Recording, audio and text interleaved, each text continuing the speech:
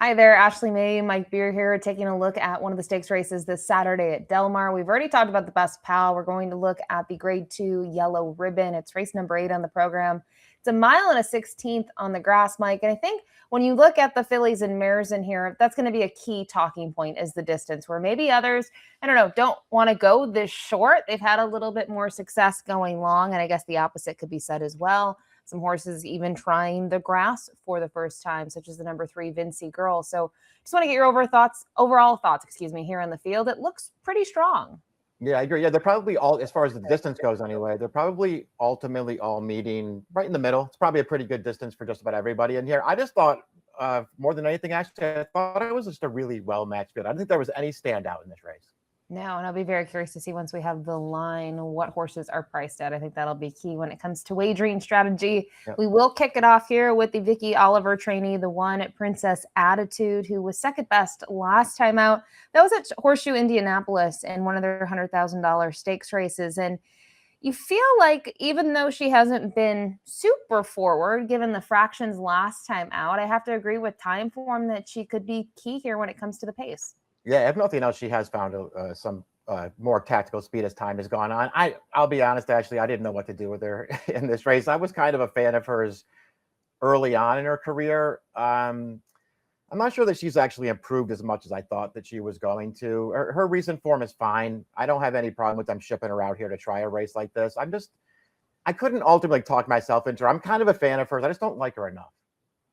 The number 2, Sweet Rebecca, I'm curious to see how she'll be played in here because I think she's another factor here when it comes to trip and how she could be forward. She was pretty convincing last time out, winning a stakes race at Lone Star. And for her, I think it was a good spot. She had good form going into the race at Churchill. Churchill, she doesn't fire. She took a fair bit of play in there. She did face some nice fillies and mares, but, she regroups. And for her, she's always been sort of that upper 80 buyer horse. She got back to those numbers. Yeah, she just got a really good trip. It was obviously just a great spot. First time out for Maker. He found a great race to run her in. She got the kind of trip that she gets in a lot of her races, and she was just better than those horses. I'm not, I didn't look at that performance and say, she really improved for Maker. I just feel like she just ran her race in the right kind of a spot, and it was good enough. I don't know if this is the right spot. I certainly feel like she's a good fit in here, and I think she can win this race, but I'd wait and see what kind of price she goes off. And I wouldn't take a short price on this horse. No, she needs to offer value in here. The 3, Vincey Girl. I'm curious to get your thoughts of the replay that we're going to show from last time out in the powder break down at Gulfstream Park. Now, for her, she's stretching out in distance for the first time in over a year, and she was trying a new surface. And you can see this race was held on the Tapeta, and I don't know. She had a lot of work to do early in here. I don't think the pace was all that good. Maybe she was better than everyone she faced. You can maybe make that argument, but I thought given her trip, she runs quite nicely. Yeah, it's a pretty good performance. I'm with you on that. Just she had the prove that she could go this far. She had to do it with a wide trip in this race, and she gets the job done. It's a perfectly good performance. I don't know if she's a turf horse. As well as I thought she ran last time, she better run better than that in this race if she's going to beat this field.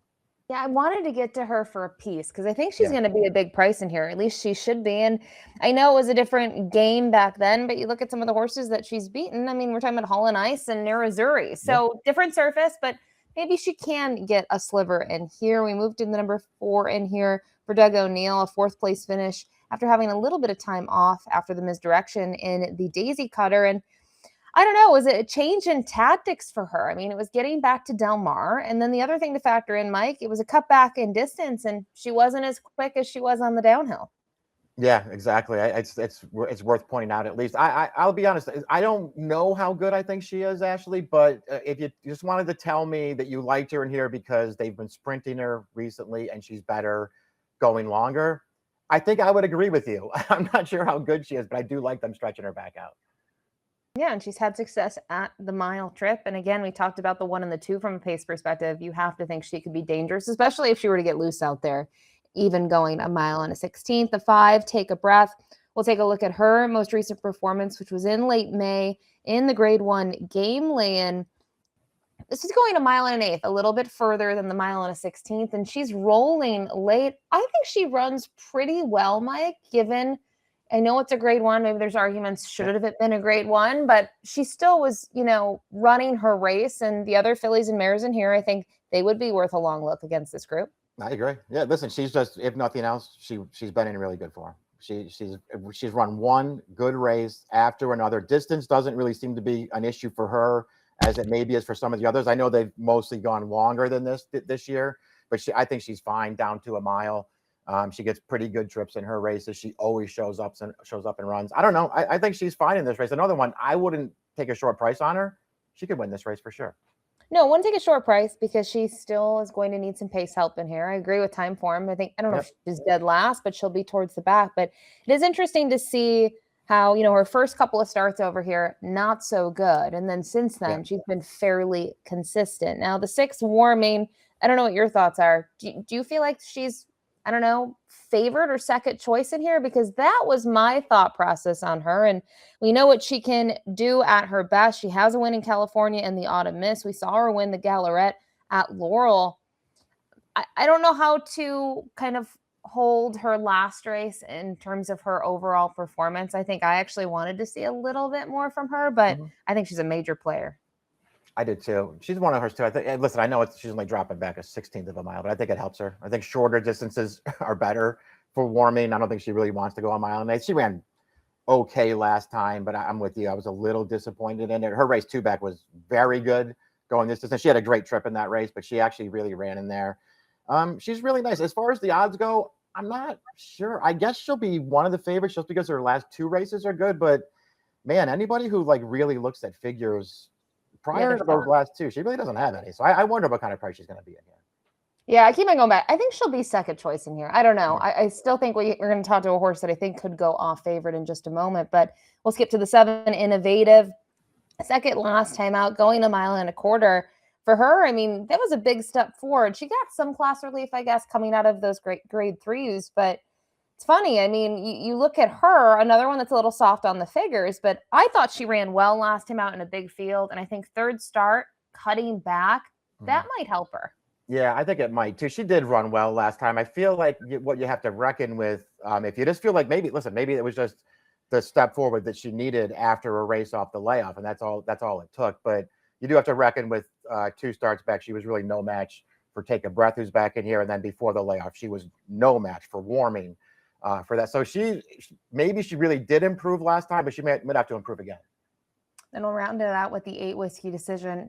Here's my thought process. When you look at some of the races that she's been in, she probably goes off favored in here, but at the same time, how much do you trust her? I don't know if I necessarily trust her to always get the job done, and I've been on the losing side from a wagering perspective, thinking that she could win, but obviously her second place finish last time out in the Eatontown, you might look at it and want to disregard it, holds up pretty nicely knowing that Give Me Another goes on to win the Beverly D. Exactly. Yeah, I've never trusted her either. But there's no denying that this feels like a good spot for it. It just feels like a pretty significant step back in class, at least in my opinion. I don't know if you agree with that. Give Me Another last time. Kathy and Marissa, 2 starts back. She was in against Destino d'Oro before that. Her last 4 starts, she's probably been in against 3 of the top filly or mare turf horses in the country. I don't know, man. This is a great spot for this horse, but I'm with you. I've never really trusted her. Yeah, and it depends how short you want to go on her, but you have to respect her as you talk about. This is a nice spot for her as she goes back to Del Mar. She's only been here once before, and that was in the grade 1 Del Mar Oaks back in 2024. So an interesting field of 8 here for the Yellow Ribbon Stakes. We'll move to our top selections, Mike. And to me, the class, it's hard to look past horses like the 8 Whiskey Decision, the 6 Warming, as well as the 5 Take a Breath. So they end up being in my top 3, but I went to Warming. I'm hoping that she's not too short. I mentioned I think she might be second choice in the wagering based on her performance at West before and the fact that she won the Gallarette quite nicely. But I see you use her on top, but ultimately go to Whiskey Decision. Yeah, listen, we see this race very similarly. As far as the top pick goes, I was torn between the 6 and the 8. I just put the 8 on top. I feel like I just don't have anything interesting to say about any of these horses. I'm not betting this race. I chalked it out. 8625 for Mike. I'll go 6582. It is race number 8 this Saturday at Del Mar. Best of luck.